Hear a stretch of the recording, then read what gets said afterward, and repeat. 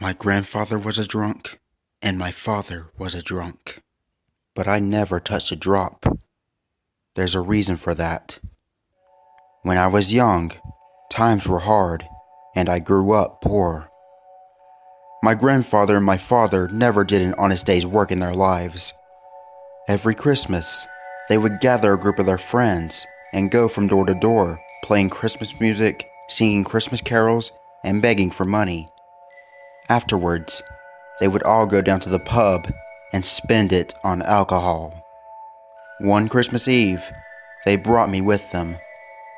I was too young to play an instrument, so they handed me a triangle and told me to strike it every now and then. The night was dark, the snow was falling, and a cold December wind cut through us like a knife. We kept our heads down and trudged through the snow and the sleet.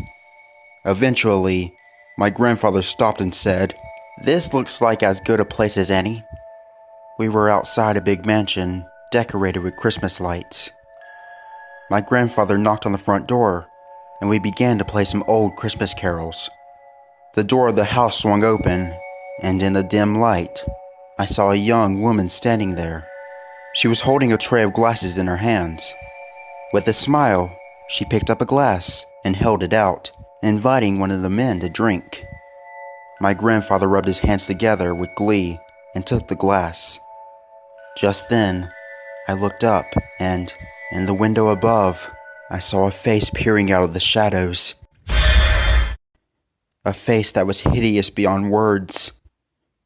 I looked back at the woman in the doorway, and her face was hideous too.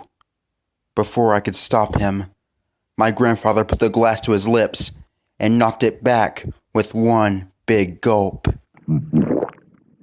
"Oh dear," said the woman in an eerie, childish voice. "You've drunk blood, sir." With that, the door slammed shut.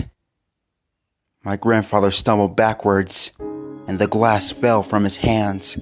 It shattered with a deafening crash, and he collapsed in the snow. I don't remember much after that. All I recall is waking up in the light of dawn and finding myself lying in the snow. The other men were lying all around me, just waking up themselves. My father got to his feet and rubbed his head. The woman had disappeared, and the house was boarded up and abandoned. All that was left was a dark red stain in the snow where the glass had broken.